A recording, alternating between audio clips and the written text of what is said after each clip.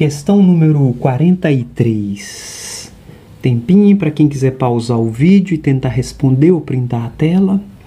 Por se tratar de uma atividade complexa, o trabalho docente requer sistematização e organicidade. Dentre os elementos constitutivos do planejamento didático estão os objetivos, que, em um processo de ensino transformador, devem... Ele pede planejamento, processo de ensino transformador. Letra A, propiciar a adaptação do sujeito. Pelo começo da questão já vimos que não. Processo transformador não propicia adaptação. Letra B, expressar reflexão crítica, curiosidade científica, investigação e criatividade voltadas para a reelaboração e produção de conhecimentos. Letra B é a questão correta. Então, favorecer, letra C, favorecer a aquisição de habilidades e automatismo. Então não, o processo transformador não vai favorecer o automatismo. Letra D, desenvolver capacidade que desconsidere o conhecimento do senso comum e promova a aquisição de conhecimento científico prontos e validados. Também não, então a ideia não seria essa, desconsiderar totalmente o senso comum e nem conhecimento pronto e validado. Então, questão simples e a alternativa que melhor atende a comanda é a letra B, de bola. Prova de pedagogo, Centro de Seleção, Goiânia, Profissional da Educação, ano 2016. Então, número 31. Planejar significa antever uma forma possível e desejável. Não planejar pode implicar perder possibilidades de melhores caminhos, perder pontos de entrada significativos. Vasconcelos, 1999, página 148. São elementos reconhecidos como imprescindíveis a um plano de aula. Letra A. Objetivos, conteúdos, metodologia, recursos e avaliação. Ok, a alternativa correta dessa questão é a letra A. Letra B, lista de materiais, objetivos, conteúdos, não. Letra C, finalidades, assuntos, não. Letra D, retomada da aula anterior, objetivos, correção de atividade, dever de casa, também não. Então já sabemos que o plano de aula ele precisa ter o que? O objetivo, né, da aula, o conteúdo a ser ensinado, a metodologia, os recursos utilizados e a forma de avaliação. Então, questão simples que não demanda muitos comentários. Questão número 38. Para o bom desenvolvimento do trabalho docente é fator primordial a clareza de onde se quer chegar com os alunos e quais os melhores caminhos e instrumentos para fazê-los. Esse direcionamento está diretamente relacionado, letra A, à avaliação da aprendizagem? Não. Letra B, ao planejamento escolar? Ok. Letra B é a que atende para o desenvolvimento do trabalho docente, o bom desenvolvimento, planejamento escolar. C, organização do currículo? Não. As normas de convivência? Também não. Então, é uma questão simples que fala sobre o planejamento escolar. A opção correta é a letra B, de bola. Prova, técnico em assuntos educacionais, Centro de Seleção, ano 2018. Questão número 34. Trabalhar com a educação em qualquer dos seus níveis implica ter clareza quanto à finalidade, à realidade ou plano de ação com os quais se vai trabalhar, ou seja, implica uma organização de intencionalidades. Esse movimento no trabalho pedagógico é característico da ação de, letra A, avaliação? Não. Letra B, planejamento. Ou seja, a alternativa aqui é a letra B. Quando se fala quanto à finalidade, a realidade, o plano de ação, trabalhar, a organização e intencionalidade é o planejamento. C, diagnose? Não. D, classificação? Também não. Então, diagnose é no começo do ano, avaliação é no final de cada etapa ou de cada atividade. Então, o que define aqui é o planejamento. Questão tranquila, sem muitos comentários. Questão número 35.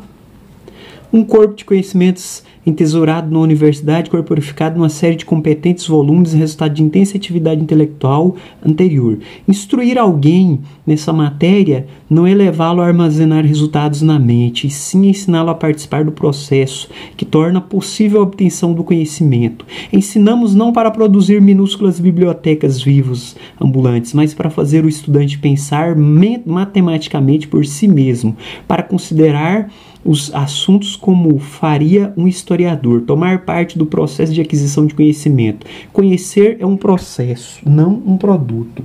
Brunner e Vasconcelos, planejamento, projeto de ensino e aprendizagem e projeto político-pedagógico. No texto, há uma clara discussão do autor sobre letra A configuração do currículo e seu reflexo sobre os sujeitos e a natureza do processo de conhecer. Então, aqui a questão é a letra A, o que melhor atende. Letra B, a biblioteca universitária é armazenamento de conhecimento que não contribui para a atividade intelectual? Não pode ser essa questão. Letra C, o pensamento humano como ferramenta para se pensar matematicamente e refletir sobre o modelo dos historiadores? Também não. Letra D, instrução das pessoas a partir de um corpo de conhecimento devidamente selecionado, organizado e classificado? Também não. Então, a questão que melhor atende aqui é a letra A, ou seja, fala um pouco sobre essa questão do currículo, seu reflexo sobre o sujeito, a natureza e o processo de conhecer.